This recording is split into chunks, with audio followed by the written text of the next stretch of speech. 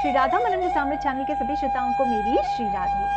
तो बंधुओं, आज की चर्चा का विषय है कि हम सत्संग तो चाहते हैं, धर्म ग्रंथों के बारे में सुनते हैं, उनमें क्या लिखा है ये भी सुनते हैं, लेकिन क्या इन धर्म ग्रंथों का स्व अध्याय करना जरूरी है?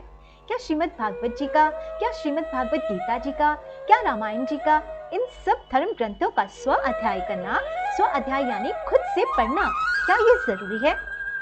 तो इसका सीधा सीधा उत्तर तो यही है कि हाँ, जरूरी है, लेकिन इसके साथ ही श्रवण का महत्व भी कम नहीं हो जाता, क्योंकि स्व अध्याय का और श्रवण करने का महत्व जो है अपने अपने समय पर अपनी अपनी जगह बहुत है। तो इसी बात पे हम आज चर्चा करेंगे कि कब स्व अध्याय का महत्व है और कब श्रवण करने का महत्व है।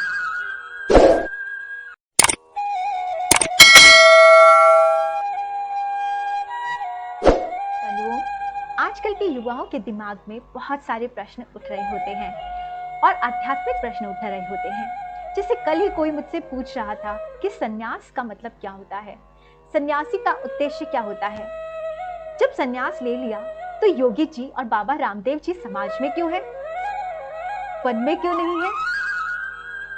क्यों संतों की आपस में लड़ाई झगड़ा होता है? तो ऐसे ऐसे प्रश्न जो हैं आजकल के एनवायरनमेंट को देखते हुए हमारे युवाओं के दिमाग में उठते रहते हैं, लेकिन वो ये नहीं जानते कि इन प्रश्नों का सही उत्तर उन्हें कहाँ मिलेगा, क्योंकि धर्म ग्रंथों से अभी तक जुड़े नहीं हैं, गुरुओं के पास जाकर बैठते नहीं हैं, माता पिता से शायद पूछते नहीं हैं, या उन्हें लगता है कि माता पिता शायद ठीक से उत्तर ना दे पाए। इन दैट केस उनकी फर्स्ट ऑप्शन होती है गूगल। गूगल के बाद उनके आसपास के और लोग, और ये वो लोग होते हैं जिनका खुद का ज्ञान जो है वो निम्न श्रेणी का है, और क्योंकि उनका खुद का ज्ञान ही निम्न श्रेणी का है, वो इन्हें संतोषजनक उत्तर नहीं दे सकते, और अगर दे भी देते हैं तो भटका देते हैं। जैसे कि अब यही प्रश्न कि अगर संन्यास ले लिया तो क्यों योगी जी या फिर बाबा रामदेव जी समाज में है, वन में क्यों नहीं? क्योंकि आज के युवा को पता ही नहीं कि संन्यास लेने का उद्देश्य क्या है। आज के युवा को लगता है संन्यास ले लेने का मतलब है कि वन में जाके बस भजन करना, लेकिन वो ये नहीं जानता कि एक सन्यासी का उद्देश्य सिर्फ भजन नहीं होता।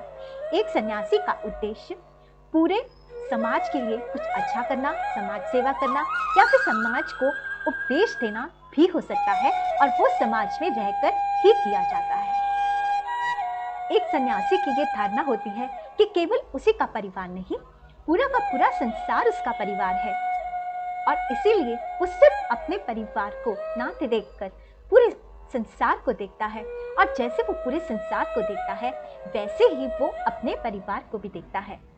अपने परिवार के लिए उसकी कोई विशेष दृष्टि नहीं होती।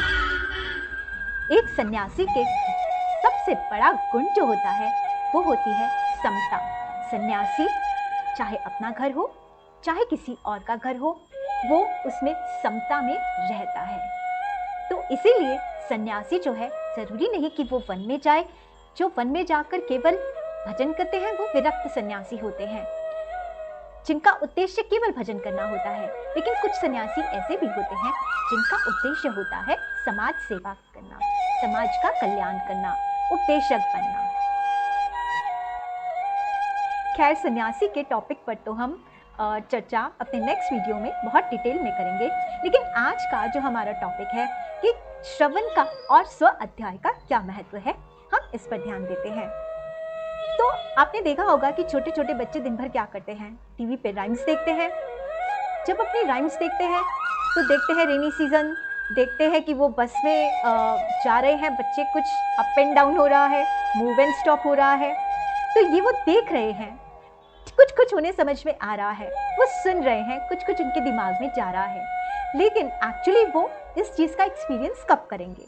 जब वो खुद बस में जाएंगे, जब वो खुद रेनी सीजन देखेंगे। उस समय जब बारिश आएगी उन्हें याद आ जाएगी अपनी राइम कि हमने राइम में ये देखा था, वहाँ ये हो रहा था, आज यहाँ हमारे साथ हो रहा है। उस दिन वहाँ बस में देखा था बच्चे जा रहे थे, लेकिन आज हम खुद बस में जा रहे हैं। वो खुद एक्सपीरियंस करेंगे स्टॉप एंड मूव का। एक्सपीरियंस करेंगे अप एंड डाउन का, रेनी सीजन का। तो आप खुद बताइए मुझे कि उनको किस में ज़्यादा मज़ा आएगा, वो चलती हुई मूवी देखकर या फिर खुद रेनी सीजन में जाकर या खुद बस में जाकर एक्सपीरियंस करने में। मुझे लगता है आप में से बहुत सारे लोगों का उत्तर यही होगा कि खुद बस में जाकर और खुद रेनी सीजन में उन्हें सिर्फ देखने और सुनने से ज़्यादा मज़ा आएगा। तो बस यही डिफरेंस है श्रवण करने में और स्व अध्याय करने में।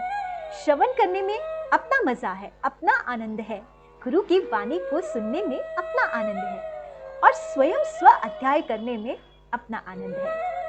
श्रवण में क्या होता है कि हमारे गुरु भगवान से बात, ग्रंथों में से ही तो हमें सब कुछ सिखाया जाता है। और ग्रंथ क्या है? भगवान की वाणी, यानी जब कोई ग्रंथ पढ़ता है तो वो सीधा सीधा भगवान से बात करता है। तो जब हम सुनते हैं तो जो सुना रहे हैं हमें, वो हमें भगवान की ही बातों को इंटरमीडिएटर बन के सुना रहे हैं। और यही बात जो है, अगर आप सीधे भगवान से करें, आप सीधे भगवान से करें तो कैसा रहे? किस में ज्यादा आनंद आएगा? इंटरमीडिएटर की बात सुनकर या फिर भगवान से सीधा बात करके? अब इंटरमीडिएटर जो है वो थोड़ा और उस बात को थोड़ा और अच्छी तरह से सजा के आपको सुना देगा, और भगवान जो है वो आपसे सीधी सीधी बात करेंगे। हो सकता है इंटरमीडिएटर को आपके हृदय की स्थिति का पता ना हो, लेकिन भगवान हर एक के अंदर है, इसलिए हर एक के मन की स्थिति को जानते हैं, हर एक के मन के संशय को जानते हैं। तो जब आप स्वयं स्व अध्याय करेंगे तो अगर इंटरमीडिएटर की बात यानी गुरु की बात यानी कथावाचक की बात या कोई भी किसी भी को आप सुन रहे हैं, उनकी बात सुनकर अगर आपके 10 क्वेश्चंस सॉल्व हो जाते हैं, तो मैं आपको दावे के साथ कहती हूँ कि जब आप स्व अध्याय करेंगे तो आपके 100 क्वेश्चंस जो हैं वो सॉल्व हो जाएंगे। और कई बार ऐसा भी होगा कि खुद स्व अध्याय करके आपके मन में प्रश्न जागृत हो जाए। हो सकता है कोई बात आपको समझ ना आए, क्योंकि कभी कभी धर्म ग्रंथों की जो भाषा होती है वो हमें समझ में नहीं आती, थोड़ी मुश्किल लगती है। तो उस समय हमें हमारे गुरु बहुत हेल्पफुल होते हैं, वो हमें थोड़ी मुश्किल भाषा को बहुत ही सीधे सीधे और सरल वाक्यों में समझा देते हैं।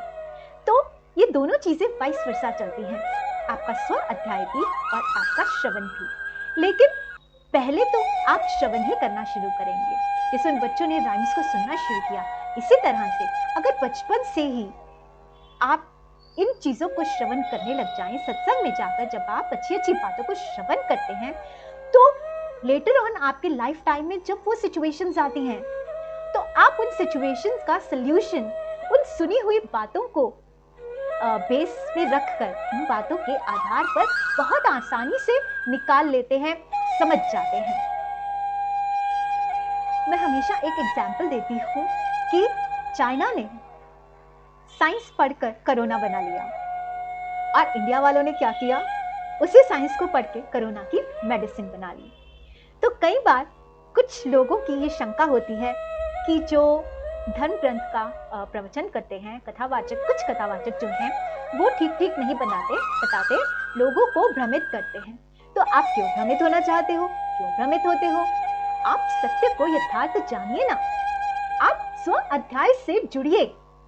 स्व अध्याय से ही आपको जैसे का तैसा पता लगेगा, यथार्थ आप उस बात को समझ पाएंगे। मैं इस बात को मानती हूँ कि कुछ कथावाचक ऐसे होते हैं जो अपने उद्देश्य को रख कर कथा का वाचन करते हैं, जिससे कि गौशाला में दान ज्यादा दिया जाए, जिससे कि वृद्ध आश्रम में दान ज्यादा दिया जाए, जिससे कि सामूहिक विवाह में ज्यादा ध्यान दिया जाए, जिससे कि विकलांग लोगों की हेल्प करने के लिए दान ज्यादा दिया जाए।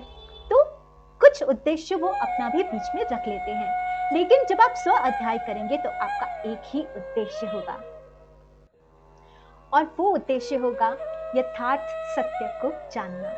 जैसा जैसा भगवान ने कहा है वैसा वैसा मानना। और जब आप पढ़ते हैं तो आपको हर चीज अपने भाग के अनुसार ही समझ में आती है। आपकी आंतरिक जो क्षमता है या फिर आपकी आंतरिक जो दशा है, जो अवस्था है, उसके हिसाब से आपको वो चीज समझ में आती है। यानी कि उसमें केंद्र में कोई तीसरा उद्देश्य नहीं होता, उसमें केंद्र में एक ही उद्देश्य होता है कि आपको अपना कल्याण करना है, अपना आत्म कल्याण करना है।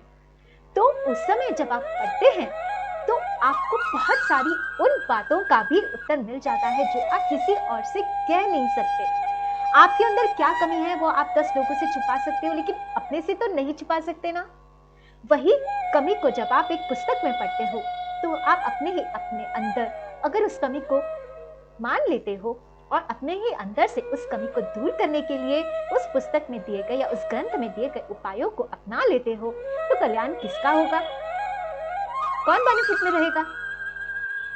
अच्छा, कई बार पता क्या होता है, सारी जिंदगी हमें कोई कुछ बता रहा होता है, सारी जिंदगी, लेकिन वो बात हमारे दिमाग में नहीं रहती। लेकिन कहीं अचानक से हम उसी बात को किसी ग्रंथ में पढ़ लेते हैं, किसी और पुस्तक में पढ़ लेते हैं, तो वो जो सारी जिंदगी से हम सुनते आ रहे थे, जिस बात को जो अभी तक हमारे दिमाग में नहीं बैठी थी, उस एक लाइन को पढ़ते ही वो हमारे दिमाग में बैठ जाती है।